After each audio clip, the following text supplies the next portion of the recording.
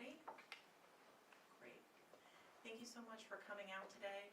Today we're excited to announce a great breakthrough in a 53-year-old cold case, thanks to the work of our detectives, partnering agencies, and some advanced technology. Speaking today will be Chief Kevin Davis and Assistant Chief of Investigations, Brooke Wright. Chief? Thank you, Katie, and good afternoon. Our excitement is always tempered by a sad circumstance that took the life of a little boy in 1972, some 53 years ago. So while we have news to share, it still really touches the Bryant family in particular, and they're here today. They join us as well. So it's a somber set of circumstances that we are proud to share with you, because it wasn't too long ago in policing when the investigation of a cold case was doing neighborhood canvasses and knocking on doors and re-interviewing family members, re-interviewing witnesses, an occasional deathbed confession. And all those pieces of police work are still alive and well in our profession, but now we knock on the door of genetic genealogy. And we've stood in this room on several occasions over the last few years and have been able to announce that we've identified a homicide victim, we've identified a perpetrator, and today we're going to share with you a series of events that began in 1972 that have led us here today to finally, 53 years later, identify the homicide victim in 1972. And we're also going to share with you some information about a person that we want to learn a whole lot more about, because we know he was involved in that sad day in 1972.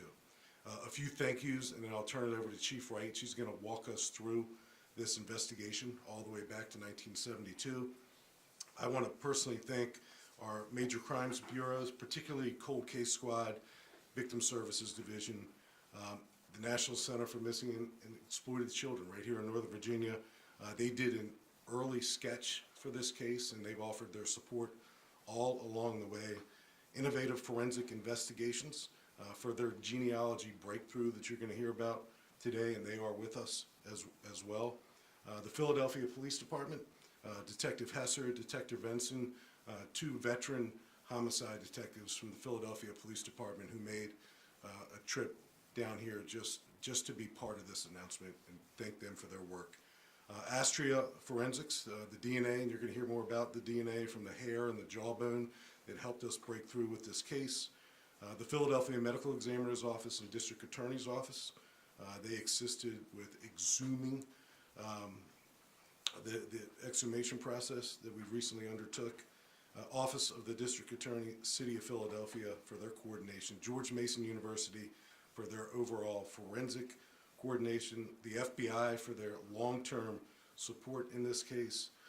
Greenmount Cemetery, Jones Funeral Home, Coleman Cemetery.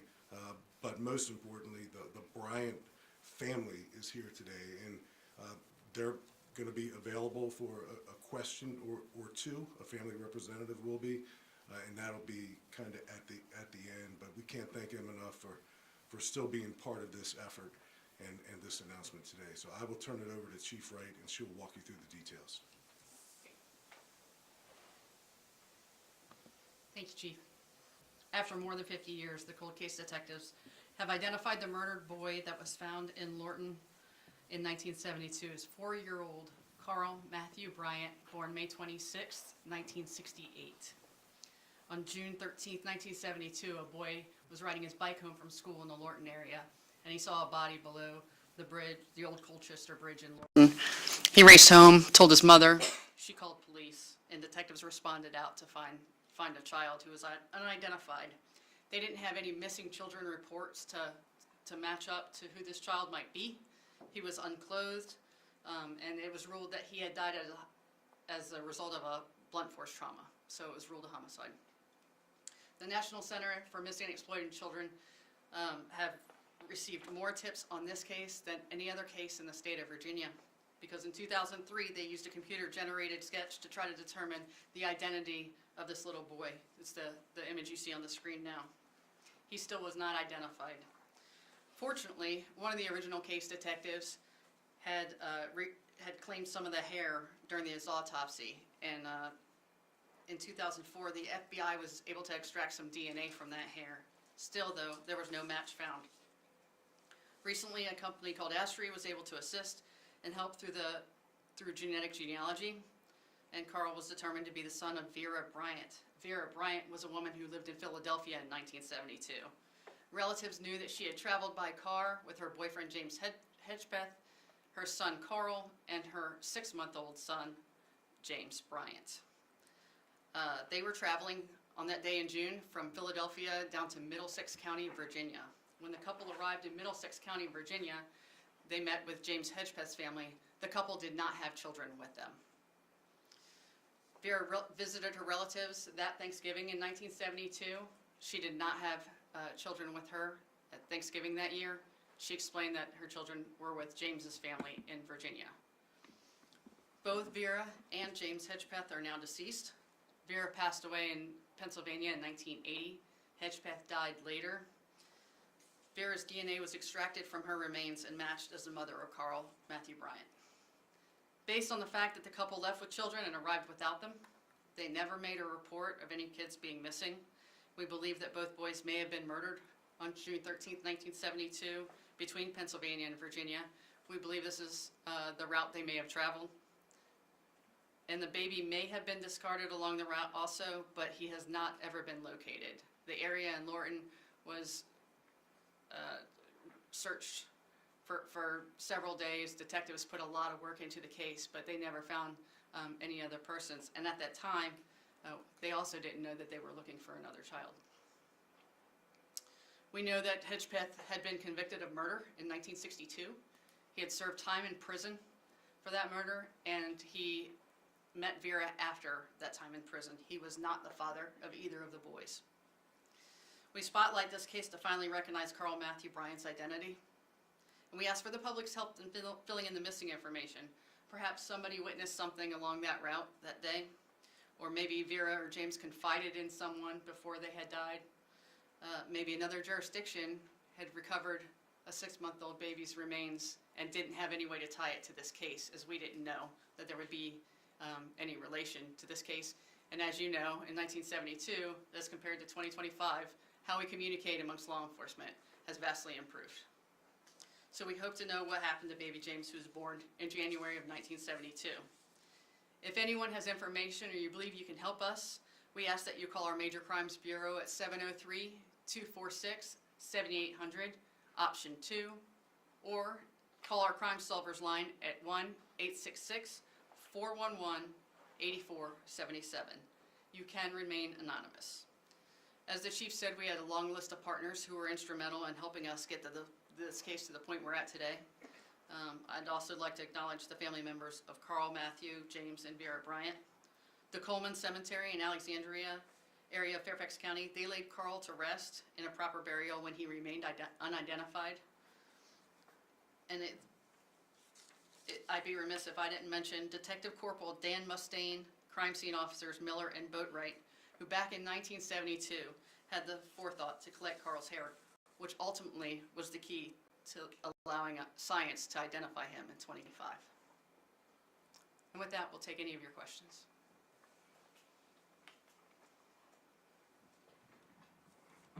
Chief, didn't you mention someone in particular you want to talk to or want to identify? So the boyfriend is now deceased. He died several years ago. We'd like to talk to people who knew a little bit about him. He was the one who served time in prison in the sentence, I think, in 1962. Got out, became involved in a relationship with the mom. He did not father the 2 children, but in the event that he shared any information with family or friends since 1972, even though he's now deceased, we'd like to know about that. And we think there's every possibility that probably took place. And our plea is for people to come forward, even if they think they know him, but they're not sure what information about him would be helpful. Call us anyway, and we'd love to talk to you. And talk about the importance of those details, both to your department and to family. Well, it's important to get details on someone. Oftentimes, the weight of committing a murder, and we've seen it in Fairfax County. We've stood in this room and announced cold case closures just because the weight of carrying that worst thing you can possibly do to another person often results in sharing that information with others. So in order to bring the Bryant family, and they're here with us today, an additional level of closure, if that's even the right word, a different level of clarity. We suspect that there are folks out there who know a little bit more about him, and 1972 was a long time ago. Most of this room wasn't alive in 1972, but people have a funny way of remembering details when someone shares with them similar information. Just want to be clear, in the email you sent yesterday, we said the boy was 5, and you're saying 4. I just want to make sure that which is correct. His correct age was 4. He had just turned 4 May 26th. Okay, just a couple also points of clarification. We knew about the brother as well, about James. We did not know about James until Carl was identified. After Carl was identified, the detectives talked to Carl Bryant's family members who also reported that Vera had a second son, 6 months old. He had been born in January of that year. So fair to say you're asking, as you said, for help from the public for both. Correct. Where this infant could have been. Correct. Speak a little generally also, and Chief, I know you talked about it, about how the lines of communication were different with interagencies. Just how hard is this to find, tidbits of information from 53 years ago? I mean, I know the genetic testing matches everything up, but how difficult is it to get a wisp of something from somebody? Right, and our cold case detectives could probably speak on this a lot more than the chief and I, because they are really digging into these old cases. But, they even verified, like a teletype was sent back in 1972 asking other agencies if they had any missing little boys, 4 to 5 years old. A lot of agencies answered up because they did have, on the East Coast, did have missing children, unfortunately, at that time, none of whom matched, Carl Bryant. So the teletype went out to ask about this child who we had found, but there was no way to know that we were looking for another, like I said, another child, another link to this case, that it was someone who hadn't even lived in Fairfax County, just traveling through. There was a lot of work done by detectives at the time, a lot of door knocking, a lot of walking, a lot of searching. We've come so far in law enforcement that technology has allowed us to do so much more. But even our ways of communicating with each other, even since 9/11, are so much better than they were back then. So it's a lot of pieces to put together and a lot of different areas to try to tie together, and different family members who weren't necessarily related to track down. But our detectives were able to eventually get, with all the assistance we had with our partners, get to that point. Chief, pardon me if I missed this. Do we know anything about the father of these children, and did they share the same father? That's not known to us, I don't believe. Do you want to? We do, we do not know the Excuse father. me, ma'am, detective? Oops, sorry. We do not know who the father of Carl is, and there is a father listed on James's birth certificate. I won't be releasing his name, but the children did not have the same father. And did the family members, afterwards, you could understand, okay, what they're saying with his, the gentleman's family. But what about 5 years later?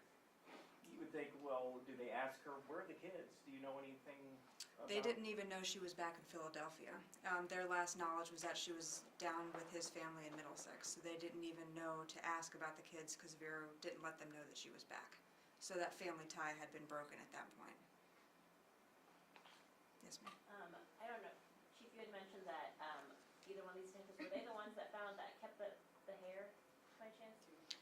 I was not born in 1972, so no, I did not keep the hair. No, the hair was collected at the autopsy in 1972. It was maintained in the case file, and so when we got involved in 2021, the hair was still there, and we were able to send it. Okay, no offense, sorry. But to know that from a piece of hair that you could solve a cold case like this, how do you react to something like that, just the modern technology? It was surprising because when we got the hair, when we opened the package, it was literally little specks, like razor stubble. And so the lab, Estrella in California, had said that normally they require at least 2 centimeters of hair to do testing. And I said, well, I don't know if I even have 2 millimeters of hair to send you. And they said, well, send it anyway, we'll see what we can do. And they were able to develop a profile. So it was a pleasant surprise. Just more on that lab, has this lab been used before by your cold case? Or Not is this by the us, first this time? was the first And time. so they seem from this description to really specialize in hair and DNA, I mean, And tell me why you turned to them as opposed to others. So I believe NCMEC was the one who put us in touch with them because there was a grant at the time, so we were able to do that testing for free, and the information was that they were good with rootless hair, and so we did send it to them. You don't know. Yes. You say that the FBI identified the DNA in 2004, and it was the cold case that the detectives that got back into the case in 2021. I mean, how did that come back onto your radar? Cold case, our detectives had been involved with this case the whole time. It just in 2004, when it went into the National Missing Persons Database, there was no match. I can't remember, I want to say 2016-ish, they tried to get more DNA, so we thought to try to exhume Carl's body from Coleman Cemetery in Alexandria, but unfortunately his tombstone had been washed away from the derecho that happened in 2012, so the cold case detectives at the time were not able to exhume him to get better DNA, and so the case got kind of stuck at that point until 2021 when we sent the hair to Estrella. You don't happen to have a copy of that teletext? Does that exist anywhere? Probably. I'm sure it's in the That would be a case really file. cool thing to show as to what kind of technology was sent. The other thing more pertaining to the case, the murders. You're not ruling out that it could have happened in Fairfax County? You don't know where these boys were killed, is what you're saying? Just somewhere between, like, could it have been in here? in this Absolutely, it county? could have been in Okay, Fairfax yeah. County. Following that up, from the autopsy of when the child was found, how long before that? Have they been able to determine that, how long before the body was found that the child had been killed? Approximately 6 hours.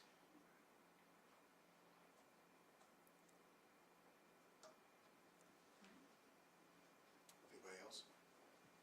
Do we know anything more about the rest of Vera's life? Did she have more children? She did not. And she's continued to live in Philly for the rest of her life? Until 1980 when she died.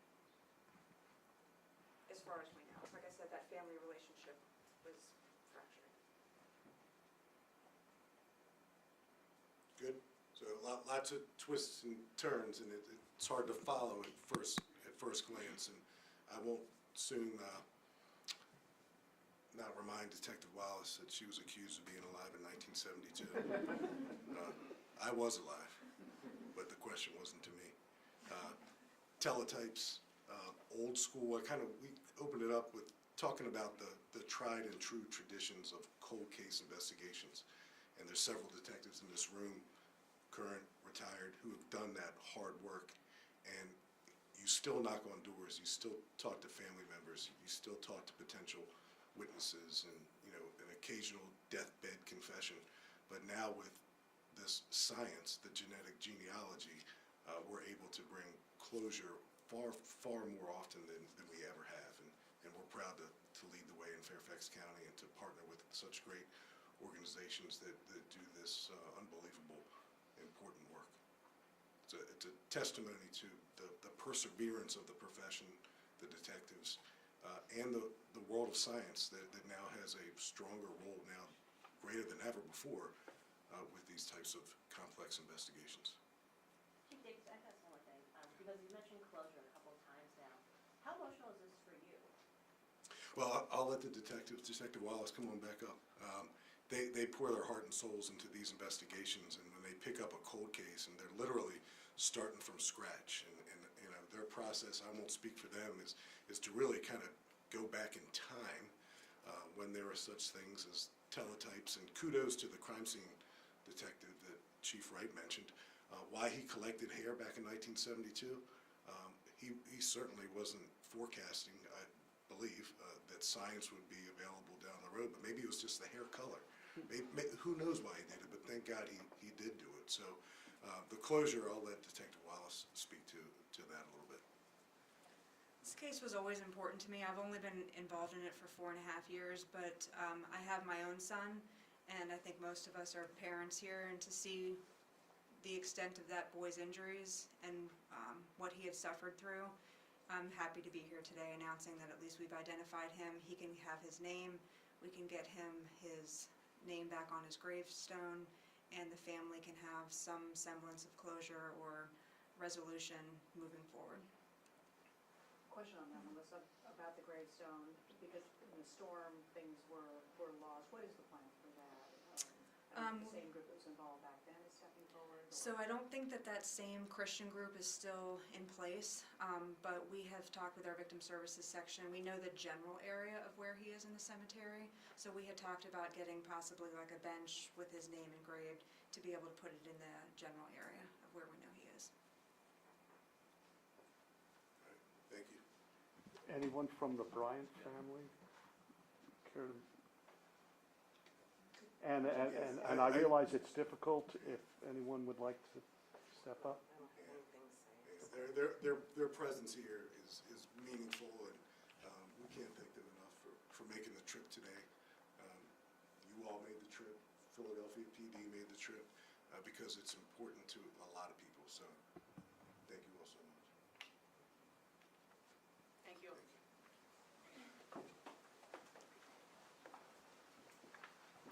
Thank you all so much for coming out today. For more on this really important case and the breakthroughs that were made, and more on how to contact us if you have any information, you can check out our blog or any of our socials at Fairfax County PD. Thank you.